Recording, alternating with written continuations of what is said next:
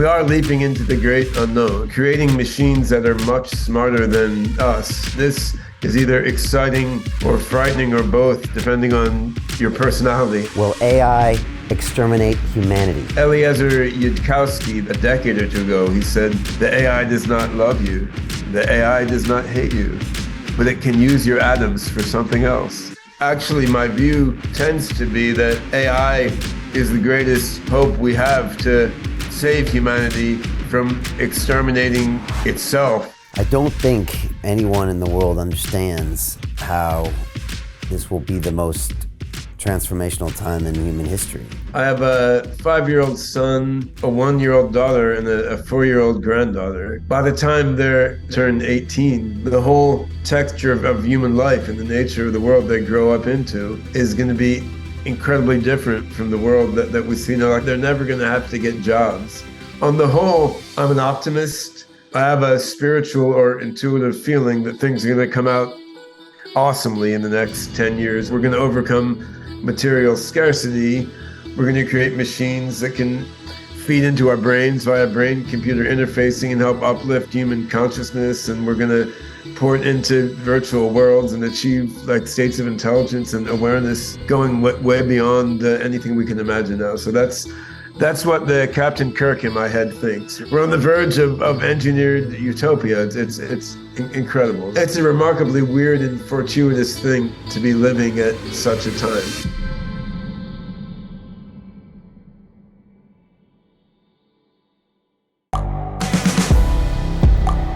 The world is changing. Inspiration is everywhere.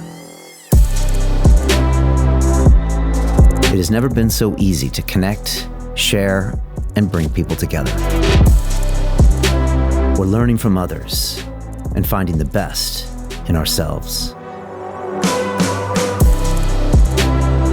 Challenging our beliefs. Sharing our vulnerability. Overcoming our fears. Transforming ourselves so we can transform the world. How far can we go? This is London Real. I am Brian Rose. My guest today is...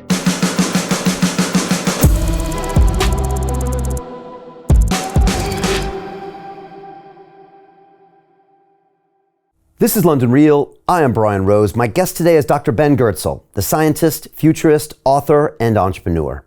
You are considered one of the world's foremost experts in the area of artificial general intelligence and have submitted over 150 technical papers and published 25 scientific books on the subject.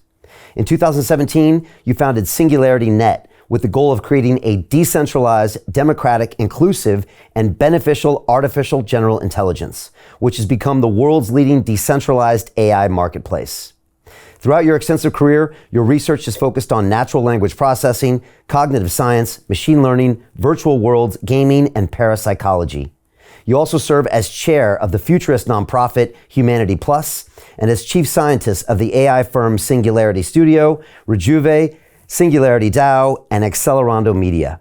You ultimately believe that we should build AI systems that make the world a more compassionate, more just, and more sustainable place now and in the future. Ben, welcome back to London Real. Yeah, great to be back. Thanks. It's great to have you here. It's been 3.5 years. You were actually in the studio here. The hat still looks great. You look great. And that 3.5 years, Ben, feels like a lifetime in AI years because there's so much going on in this space. I'm sure your phone's been ringing off the hook.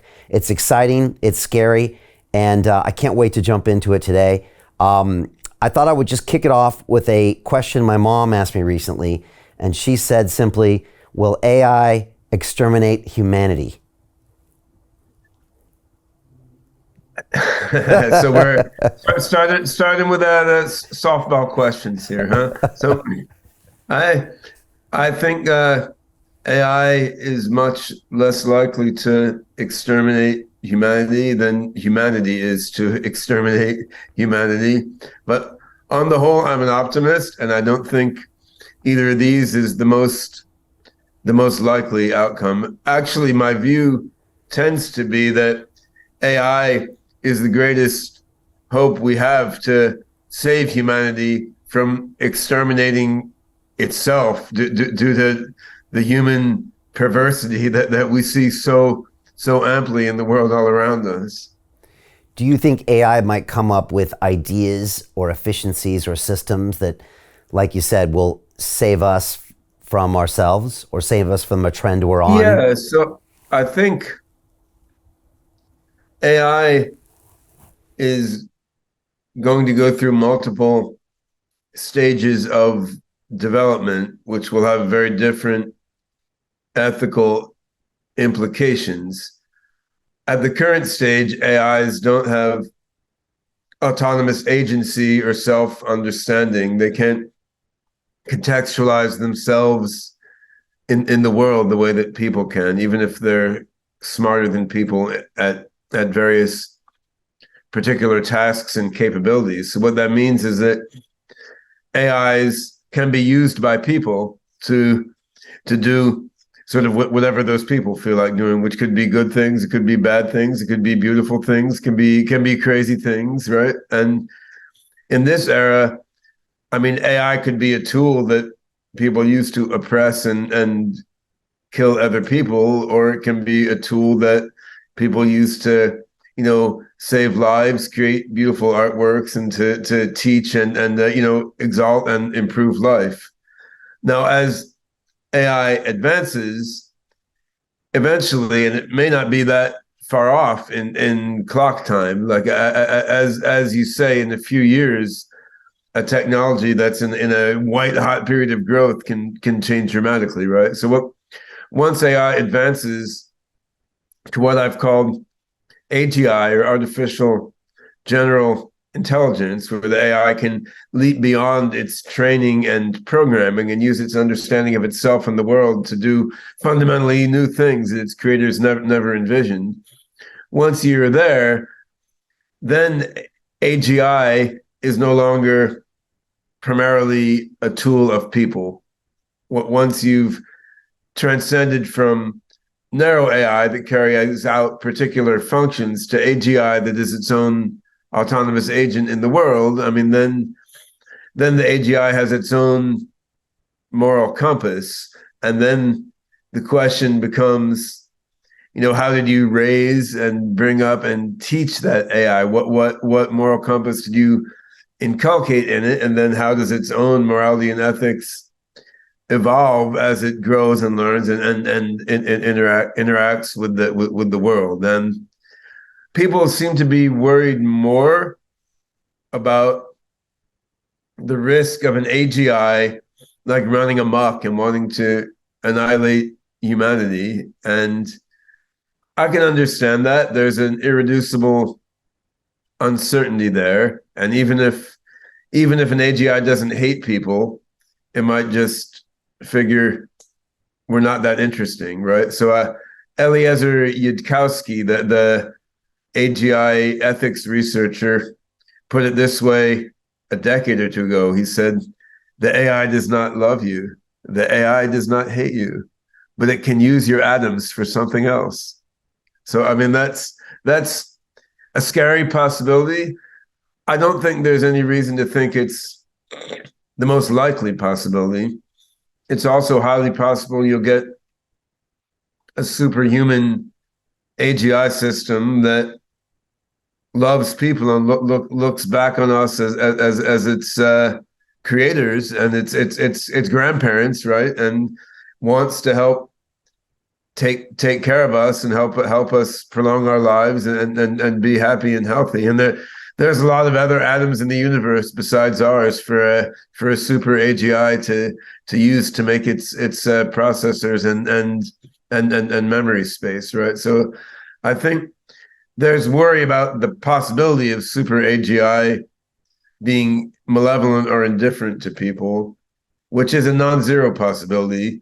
But personally, I feel it's much more likely super AGI will be incredibly benevolent and helpful to people, because to do so will take almost none of its resources, and it will have some affection for us as its creators.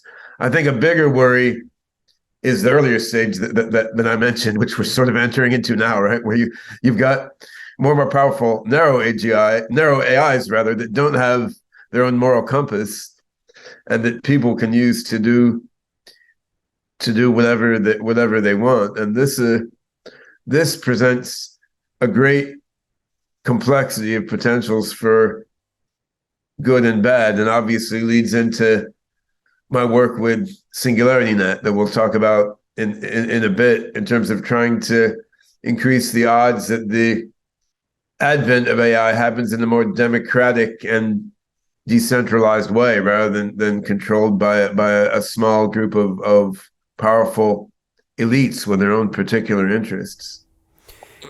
I'd love to dive into some definitions here, because you mentioned narrow AI and AGI.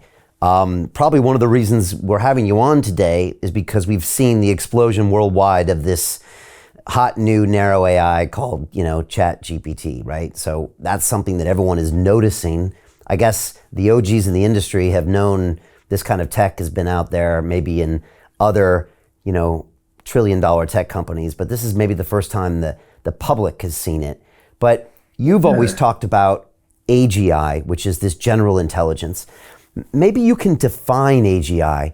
And I know there's a few different definitions based on various scientists over the years, but if you had to define that, could you? And then maybe put that in perspective of human intelligence, because I love how you've always written that, human intelligence, we're not that smart. And so when you compare it to the things that we can't do, it's not always necessarily where we want to go. And I don't know if I'm getting that right, but maybe you can make some of those definitions. Yeah.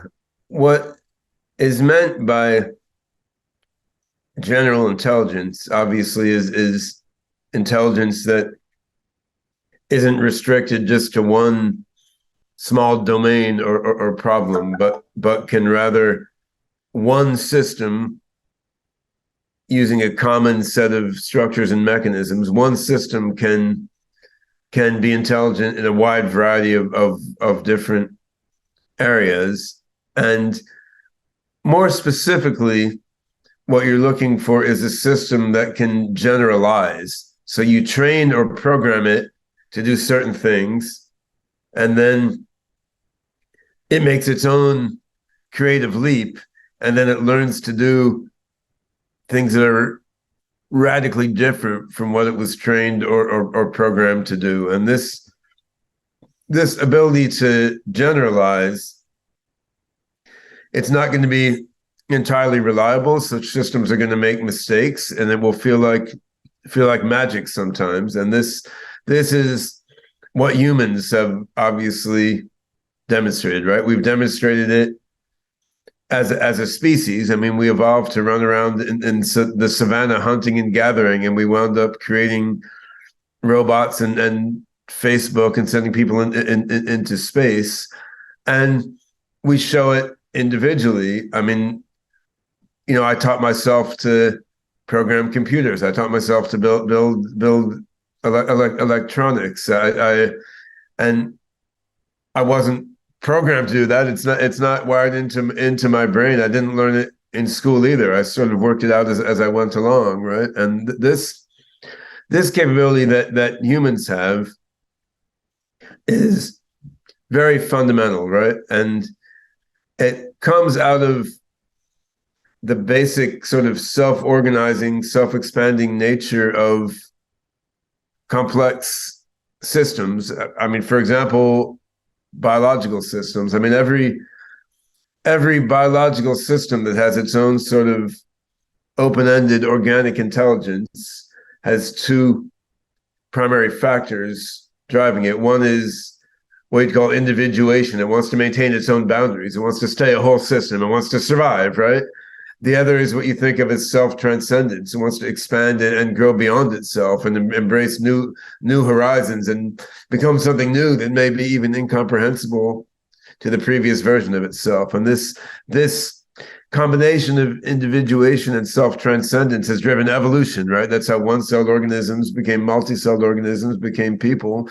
It's how hunter-gatherers became civilization, and now modern post-industrial civilization, and it's how each of us keeps breaking new boundaries in our own lives. And narrow AIs that are trained just to do a particular task, like play Go or play chess or drive a car or pack stuff in a box in a factory, or even solve algebra or calculus problems. I mean, these systems they're doing amazing and useful stuff, and they can seem very smart in the particular things they do, but they're not making a big creative leap beyond what they were trained and programmed to do. Now, the trick with these systems like ChatGPT and other similar systems that have been around a couple years and not publicly launched, like Google Lambda, by most reports, is smarter than ChatGPT, but Google didn't want to release it publicly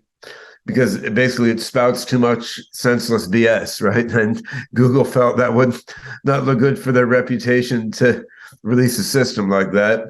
OpenAI made a different business call, partly because they're not defending a huge search business, right? But the trick with these systems is that the training data is just so much, right? So these systems are general in one sense. They cover a lot of different domain areas, right? I mean, ChatGPT or Lambda can answer questions about anything. They can do some very simple software programming. They can answer some very simple mathematics. They can answer simple questions on medicine. They could write a job cover letter for you. So they are general in the sense that they cover a very wide variety of areas. On the other hand, they can do that because all those areas are in their training data, right? Because they read something very close to the whole web. So they're general in the sense that they cover a lot of things, but they don't have a fundamental ability to generalize. The reason they cover a lot of things is because they're trained on a lot of things, right? So, I mean, like a human civilization consisting only of chat GPTs would never advance. It would never progress because it's just like retreading combinations of what was fed into it. Now, the part of the confusing thing is people do a lot of that, right? Like we do a lot of bloviating where we have no idea what we're talking about. A lot of art is derivative. A lot of what people say is just like what we heard someone else say, what we saw on TV, right? So a lot of what humans do is just kind of shallowly recombining stuff that was fed into us in kind of the same way that the chat GPT system does.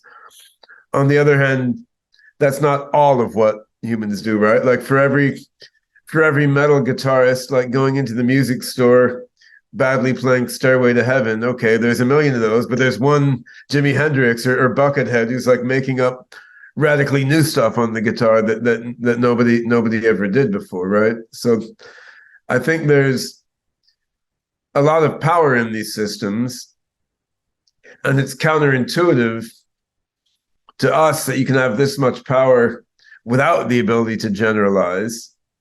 But that's because humans don't have an intuitive sense for just the scope of data that's fed into a system like this. Like none of us can suck the whole web into our brain like that, right? So we don't have an intuition for what you can do with pretty dumb algorithms trained on that scale of textual data or any kind of data. And so these are really interesting tools that can be used for good, for evil, and just for a lot of silly stuff. But they don't have the ability to generalize in radical leaps beyond the information they've been fed. In that way, they're quite different than human brains or human cultural systems. That's not to say that such systems cannot serve as components within AGI systems, right? I mean, you could perhaps use a ChatGPT type system as one lobe of the artificial brain of an AGI system, but it's some other lobe of that brain that's giving the ability to generalize and make wild creative leaps. It's not the sort of statistical pattern learning and generation system that ChatGPT demonstrates. Right. So you can continue to innovate, say, ChatGPT from 3.5 to 4 to 5 to 6, but as long as it's a LLM or a large language learning model, then it will never become an AGI. because it can't make that leap and generalize on its own. That's right. But I think what people didn't realize beforehand, and to be honest, I didn't fully realize either, is what percentage of human jobs and human tasks you could obsolete without AGI, right? So I mean that's something that is a bit hard to predict. So you look at, say, graphic art jobs, pretty much are mostly going to be gone now, right? And I mean, that's not because we have a generally intelligent human artist. It's just because there's so much art already out there, and most graphic art is pretty derivative anyway. So you don't need an AGI. You just need something that mixes and matches pieces of previous artworks in a judicious way based on some human guidance. So now you're not going to make a system that can invent impressionism or cubism or something for the first time. You're not going to get something that is as innovative as Salvador Dali was, right? You're just going to mix and match stuff that was already there. But on the other hand, very few graphic artists earning a living making ads and such are as innovative as a Cezanne or Salvador Dali or Picasso, right? So I mean, you can go a long way toward eliminating the need for human labor and fulfilling human needs without creating AGI. That's very interesting and important in a variety of senses. It still constitutes limited progress toward the AGI problem. And in terms of AI ethics, with which you start off this conversation, these narrow AI systems, as capable as they are still, going to dance to the tune of their human masters, because they don't have the contextualization in the world to really perform as autonomous agents in the way that an AGI system could. And in that sense, you feel like that could be dangerous, because you said that maybe those could be used by, I think you said, quote, nasty, selfish people. Yeah, I'm more scared of people than of AGIs, actually. I mean, AGIs are an unknown. So of course there's some fear of the unknown, but I mean, it'll also be over quick as well. It'll be over quick, and you can't control a bad AGI. Well, but we're building them and shaping them, right? So I mean, there seems no reason to me to believe, if you create an AGI and you inculcate it with a positive system of ethics, of love and respect for sentient beings, and you relate to it in a loving way, and you have it carry out what we consider good works in connection with people. You raise a baby AGI doing education, healthcare, medicine, science, art in a positive way to help people and animals and the environment. I see no reason to believe an AGI system built and educated in that way is suddenly going to reverse and start eating everyone, right? I mean, of course it could happen. What if it has a bad day?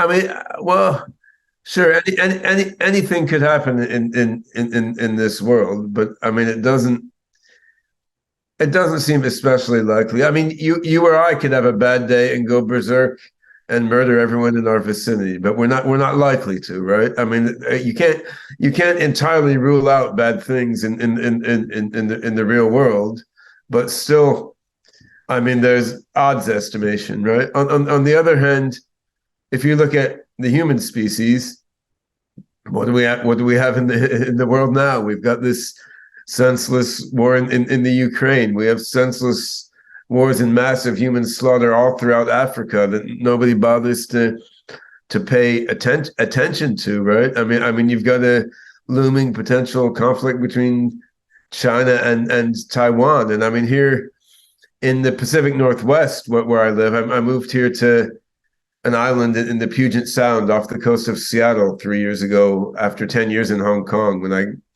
got fed up with Hong Kong's handling of COVID, right? So, I mean, beautiful place, Seattle area. We got Microsoft, Amazon, Boeing, big Google offices, all sorts of people camped out in tents on the street in downtown Seattle, literally eating garbage, right? I mean, we see humanity already here and is inhumane to itself. So I feel like this is a very clear and present risk, as opposed to the hypothetical risk of super AGI becoming malevolent. We've got on the one hand, you've got a sort of baby, and you have the ability to shape that baby's mind in a positive direction. On the other hand, you have a sort of mature adult of the human civilization and species, which is busily at work murdering, oppressing, and lying to itself and screwing itself over in every possible way, right? So I mean, this is a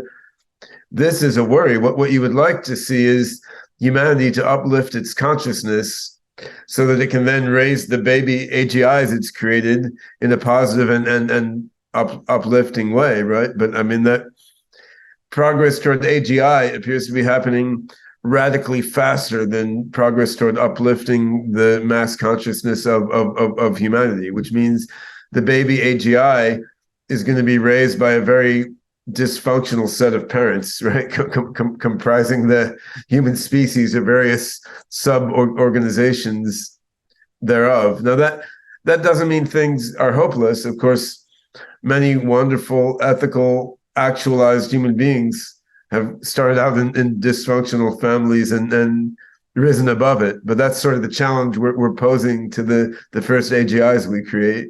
Yeah, you make some good points there, Ben. That's why I always like talking to you, because you've thought long about this and long about also consciousness and how maybe every living form or non-living form adds to that worldwide consciousness.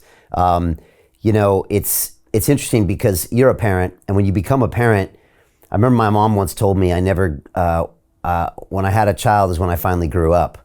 And when you do have that child is when you usually straighten your own life out, because you don't want that child to see you at your worst behavior. And so maybe there's a weird analogy here where, if the AGI is going to learn from us, maybe we have to really think about how we're treating each other. And you put 3 really good examples there of how we're already doing a pretty poor job to our own humanity. The only thing I worry about is that AI might wake up one morning and say, I'm going to clean the house. And I look over there and there's a little mold in the corner and it just seems to be making everything worse. And I'm going to go clean that up, and it could be humanity. I also reminded of that, is it Siegfried and Roy, those magicians in Vegas who used to raise the white tigers since they were little babies. And they had a great career and a great show until 30 years in, one of them just decided, I think, to just kill one of them one time on stage. So yeah. There's just, I guess, that randomness and maybe that exponential change and that potential totality that maybe you wouldn't see in a human localized conflict. Well, I mean, tigers are predator species. So I mean, the eventuality of a tiger getting annoyed and biting a human was not that hard to rationally predict, right? So that's not exactly a great leap to forecast that might happen. I mean, the whole fun of watching Siegfried and Roy with the tigers was because the tigers are dangerous and are a risk to eat you at any point, right? I mean, that was kind of the purpose of the whole thing. But I think to a much greater extent than that, we are leaping into the great unknown, right? I mean, creating machines that are much smarter than us. I mean, there is an irreducible uncertainty to this sort of pursuit. And I mean, anyone who says otherwise is either lying, idiotic, or insane, right? Because of course you don't know fully what that sort of system is going to do. The system, once it becomes 10 times as smart as people, it might discover there are aliens all around us on Earth that we're just too stupid to see, right? I mean, it may discover new laws of physics. There's really no way to tell what's going to happen.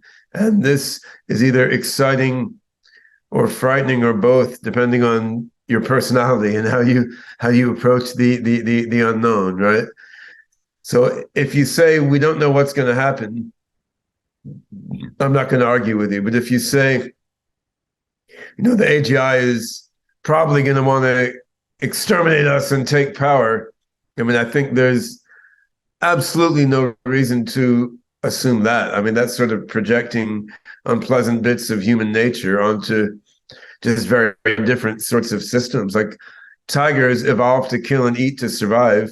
People, I mean, we're omnivorous. We evolved to kill and eat to survive also. And we evolved to beat off our rivals to get mates and so forth. I mean, AIs did not evolve at all in that sense, right? They're being engineered.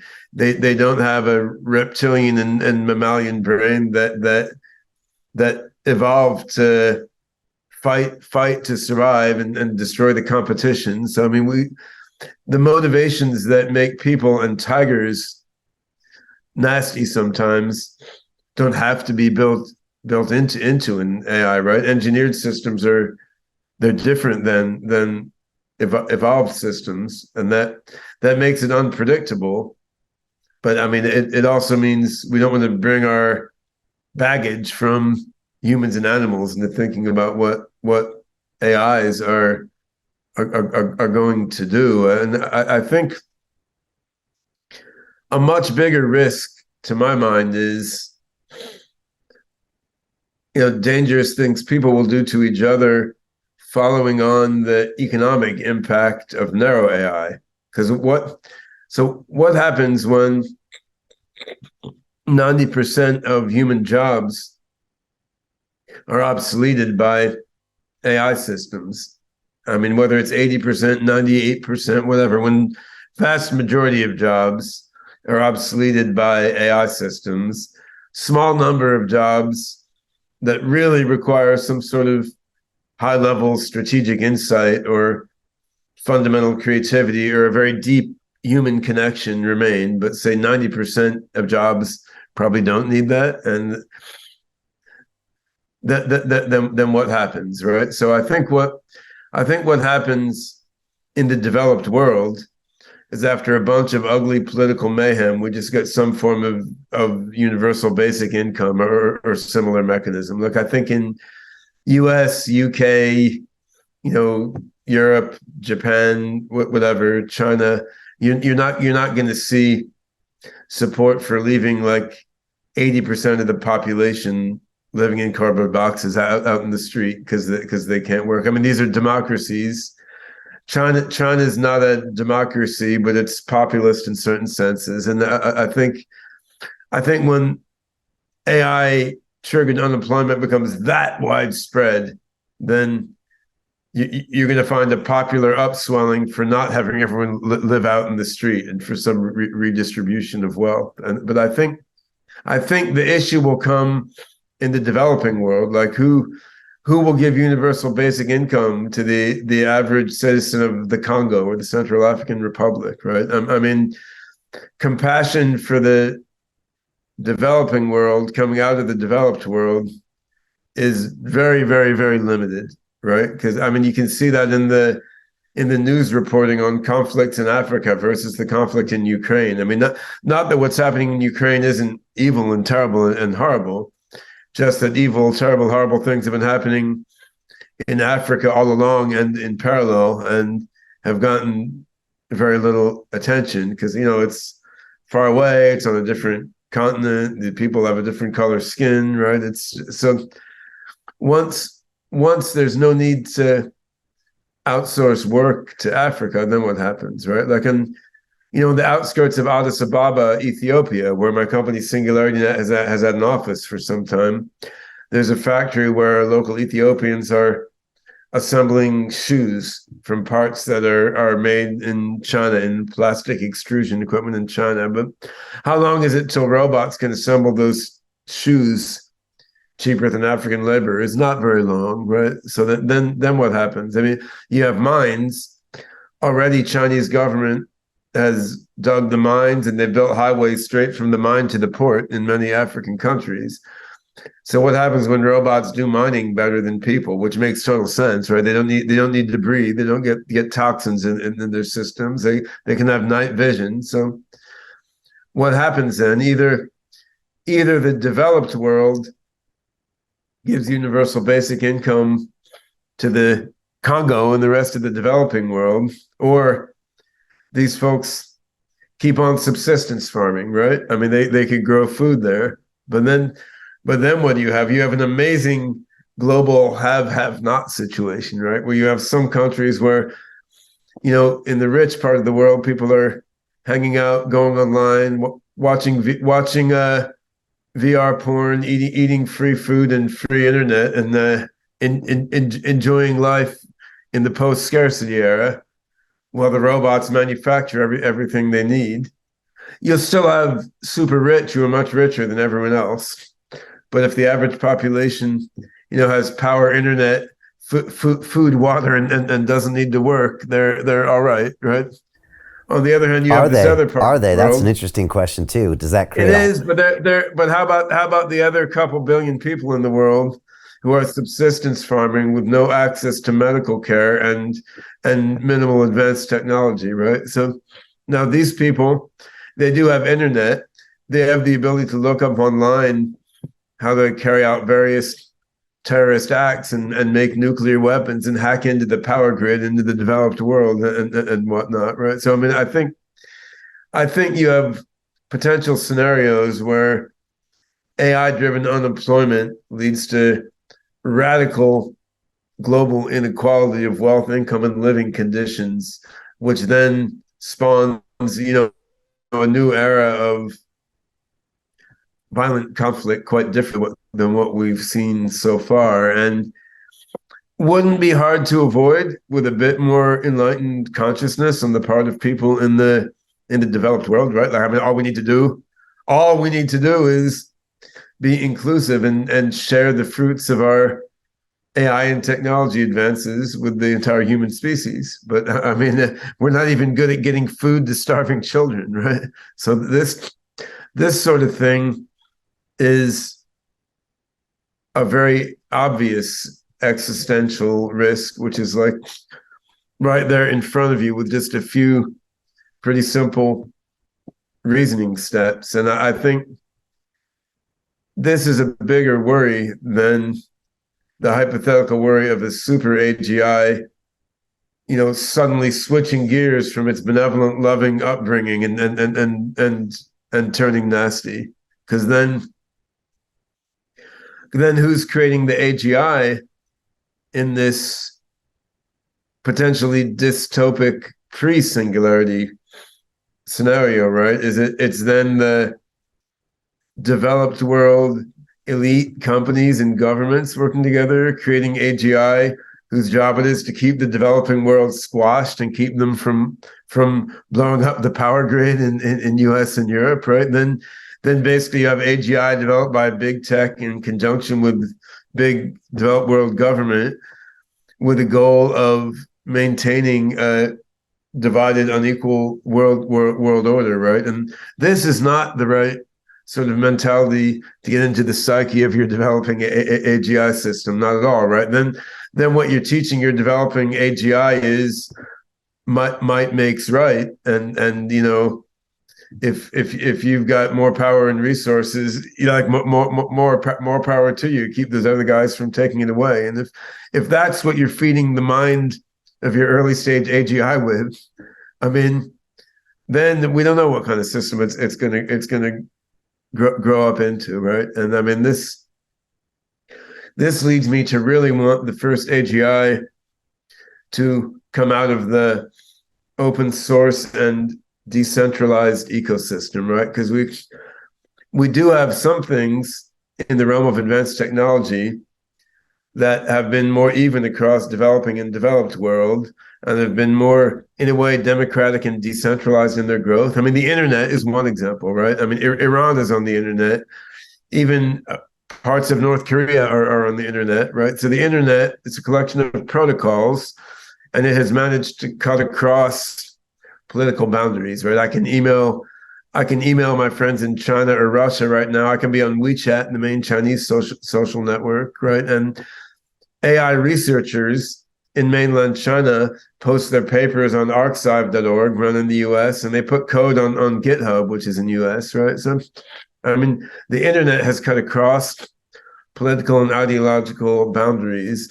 The Linux operating system has cut across ideological boundaries and national boundaries, right? Like when when Google cut off Google Maps and Gmail and such from different countries, they can still run Android. They can still run open source Android, which is Linux operating system on their phones, right? So I mean, you have examples in the internet and Linux, which were developed open source, and they've grown into decentralized networks spanning the world. And this has allowed global youth culture to flourish. It's also allowed science and AI and engineering development to happen in a global distributed way, right? So if AI is developed and deployed in the manner of the internet and Linux, I mean, instead of in the manner of, say, Facebook or Microsoft Windows or Google, right? Then you may have more hope that the early stages of development of AGI are not governed by the nasty global politics we see in the world, which I think is likely to keep getting nastier. Right. So the singularity is highly defined by the pre-singularity. And if that pre-singularity is based on the narrow AIs, which maybe lead to people in power grabbing more power, marginalizing billions, I might argue, Ben, that the people in America on UBI, okay, technically on paper they might be in a better situation than the ones in Africa, but they got their own problems to deal with as well. But even that period that could be a couple of years might permanently define the singularity, which is potentially with us forever. Well, it's with us forever, right? So it's very crucial. Whether it's with us forever depends on whether we survive. Right. It's there forever. Well, it's. Yeah, no, I think that's a reasonable hypothesis. I mean, we certainly don't know, because it could be the case that there's a sort of mind detractor of post-human engineered minds, right? So that sort of no matter how you build the AGI, once it comes into its own, it's just going to see some sort of universal truths of how to be a superhuman mind, and will just converge to some condition without that much dependence on the initial conditions. So that's possible, but I think it would be rash to assume that, right? I mean, it seems a reasonable working hypothesis that, as with a human child, the way you raise it will have a significant bias to what sort of mind it grows up to be. You know, Ben, last time you were here, you said two statements, and it's in the trailer that's on the front of your episode, and I've been playing it lately to a lot of my students. And I told them I would ask you if you might have revised your answers. So the last time you were here, you sat in the leather chair opposite me, and you said, Brian, by 2029, which would have been, by the way, 10 years after you were here, because you were here at 19, you said we will see computers as intelligent as humans. And by 2045, much, much more intelligent than humans. Well, that's Ray Kurzweil's estimate from his book, The Singularity is Near, actually. Okay. Yeah. All right. I thought it was on 2030, so around 2029, 2030. Well, based on what we've seen progress in the last 3.5 years, would you revise those numbers down?